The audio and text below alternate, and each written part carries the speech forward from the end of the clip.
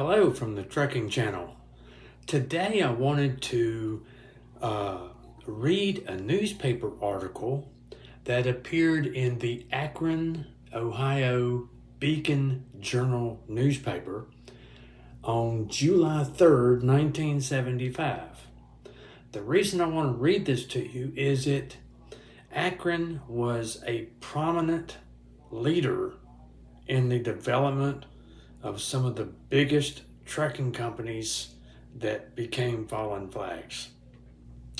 So, the name of the article is Trucking Developed in the 1930s. Major firms grew from small starts. And here we go. It was written by William Kezia, who was a staff writer for the Akron Beacon Journal newspaper. It says trucking had been around for a long time, but the industry as we know it today, back in 1975, really formed in the dark days early in the Depression. Early in the century, trucks were few, small, and rode on kidney-jarring solid tires. The leaders of Akron's tire industry saw the potential of trucking and saw, too, the growing demand for trucks to move men and material as Europe erupted in war. This is the late 30s. War was already happening overseas. We didn't get drug into it until 1941. We tried to stay out of it for years, but they were already fully entrenched in it. Problems of making pneumatic tires large and strong enough began to be solved.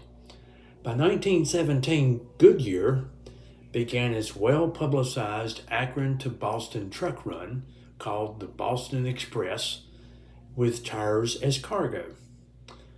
At first, the trip took 24 days and 23 tires had to be replaced. Akron, Ohio to Boston, Massachusetts in 1917. There were no highways, okay? That's why it took so long. But the tires and trucks improved rapidly, and soon the Goodyear trucks were making a round trip in a week. General Tire was delivering tires to its branches using pneumatic-equipped trucks at this time.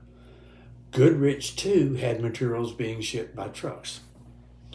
There were three major tire manufacturers, probably more than that, in Akron at the time: Goodyear,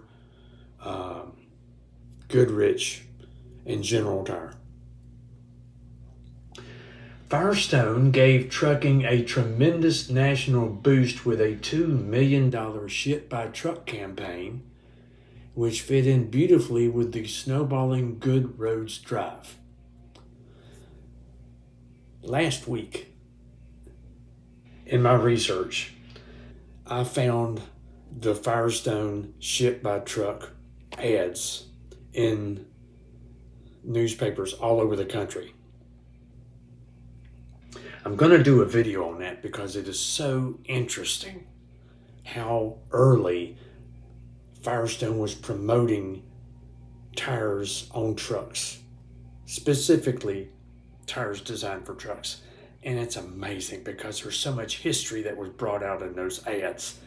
I swear I'm going to do that video real soon so you can see it.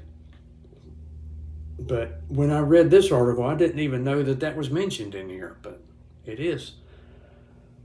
It says all Akron tire firms joined in promoting that ship-by-truck movement. Akron's first true trucking firms were the movers of household goods. The movers, according to Peggy J. Powell Russell in her book on the trucking industry called The Motor Wheels, were the first to set up General Express stands here. Men who had trucks for hire brought them to the stands. In the early history of trucking, I think everybody was moving household goods, pianos, furniture, whatever. It was, and then those same companies would expand and start hauling freight. So that's where that came from. One of the first interstate lines was formed in 1921 when Max Glover brought a load of varnished drums from Detroit to Akron. So in 1921, somebody was already established a truck line from Detroit, Michigan to Ohio. That's quite a distance in 1921.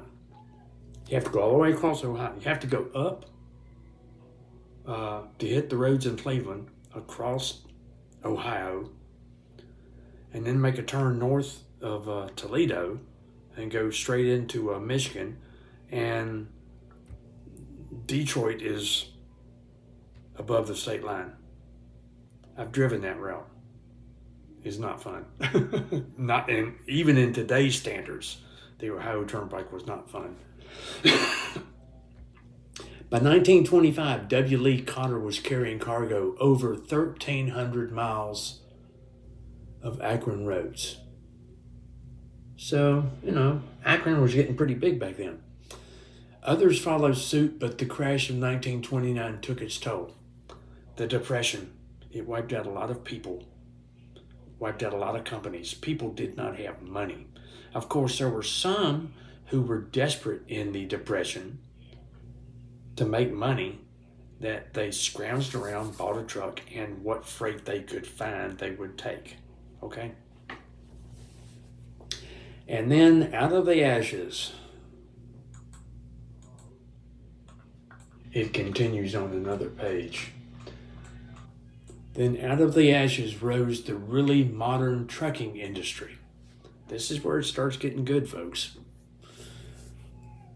Tough, nervy men operating on a shoestring put the pieces together. There was Carol Roush, a one-time teacher who started in 1930 with 2 trucks and little money. On Washington's birthday of 1930, he got his first order from a rubber company for a delivery in St. Louis. Soon his lawyer brother Galen Roush joined him. You probably have heard this before.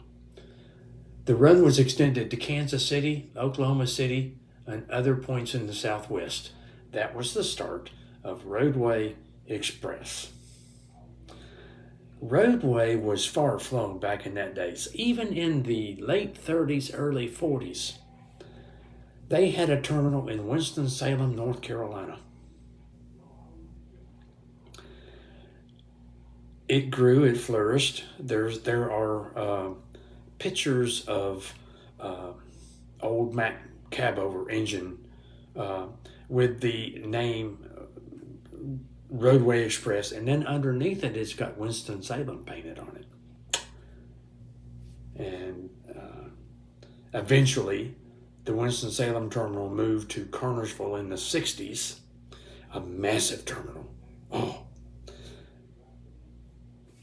There's a part of Highway 66 in Kernersville. You've got the old Pilot Freight Terminal, which is now ABF. Then you've got the massive terminal complex that Roadway built with a big maintenance shop. Eventually, they built 2 docks. One dock was recently purchased by XPO. It's like 218 doors. I've got a picture of it. I'll show it to you. And then further down the street was a smaller terminal that ABF used until they moved up to the old Pilot Terminal. Highway 66 in Kernersville was a mecca for trucks. You had ET and WNC Freight, you had Roadway, you had ABF, up along Interstate 40, you had Youngblood truck lines. I mean, Kernersville was a mecca for trucking companies. Still is, but not like it used to be. So that'll do it for Roadway. The same year, Owens C. Orr, ORR, a bank clerk who had an interest in a small coal company, decided to use a few trucks for general hauling when they weren't needed for coal. Soon his motor cargo company was hauling freight out of Akron and bringing crude rubber and sugar back to the east, fabric from the south, and everything from horses to rabbit skins from the West. Motor cargo before 1975, it was started under the name of Akron Motor Cargo. In 1948 or 1949, I believe, when they built a brand spanking new terminal and bought, I think it was Shippers Transportation Company. It was at that time that they shortened it to Motor Cargo Incorporated, because at that time they were going from the East Coast all the way to Fort Dodge, Iowa. So the Akron name didn't fit anymore. And then Motor Cargo grew, eventually built a big terminal in Richfield, Ohio. And then in 1956, was it 56 or 58? Around that era, Consolidated Freightways bought them. End of story there. All right, that'll do it for this part. I'll be right back. Okay, Yankee Lines and Bender and Loden also grew out of coal hauling. Howard C. Rogers had started a coal company in the 1920s, but when the Depression hit, he decided to try trucking and formed Yankee Lines. Claire C. Loudon, a former high school coach who had gone into the coal business in Cuyahoga Falls in late 20s, converted two of his trucks into freight carriers and began hauling for Eclat Rubber. That's ECLAT. I'd never heard of them. In 1933, he and Henry G. Bender bought a small, near-bankrupt truck firm and formed Bender and Loden. Here's some more. Louis Chavoy and Darby Thornton, hard-pressed Chevrolet dealers, they founded All States Freight in 1931. E.W. Swartz, William McGee, and Clarence Kelly raised $2,500 and started Dixie Ohio Express in 1934. Kelly, who had passed the Ohio bar exam in 1931 after studying law during the nights while working for Goodrich, was named local registrar for trucking under the National Recovery Act.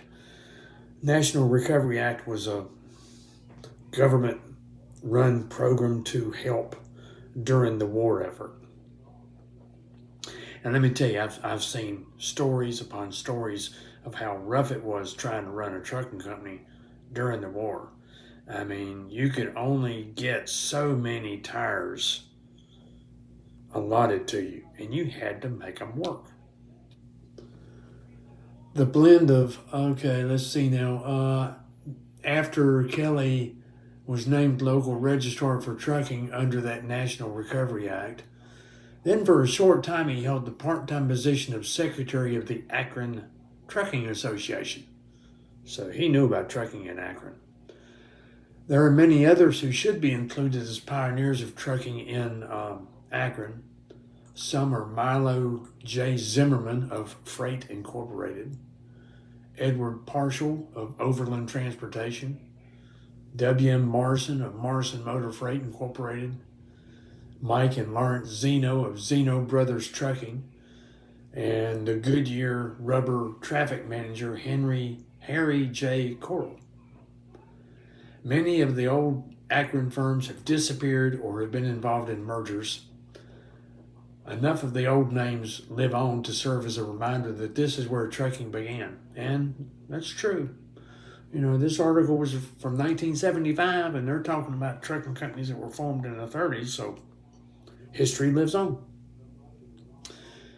All because men of talent figured ways to build tires strong enough to carry heavy loads, then promoted the product well, and men of talent were willing to take a chance of moving materials on highways in the depths of the country's worst economic crisis. So that's a good article that writer in the Akron newspaper put out about the history of trucking in Akron. I know on my website, lessthan-truckloadhistory.com, I did an article several years ago about trucking in Akron, and I listed by year the different trucking companies and when they moved and where they moved to and the addresses and stuff like that. I can't remember how many photos I was able to find. There wasn't many. I remember a detailed look at Dayton, Ohio, where I was able to find tons of pictures. And that's on the website too. LessThanTruckloadHistory.com, one word. So it's a good article. It definitely goes into the history of trucking in Akron and how it evolved. I doubt very seriously that trucking would have been such a big deal in Akron if it hadn't been for the tire and rubber companies like Goodyear, Goodrich, and General Tire. If they weren't around, no, it wouldn't have happened. Not the way it did. So that's it for the video today. So we'll see you again next time. And if you like the video, leave a comment. And if you're not a subscriber, I hope you'll do that. And we'll see you around next time.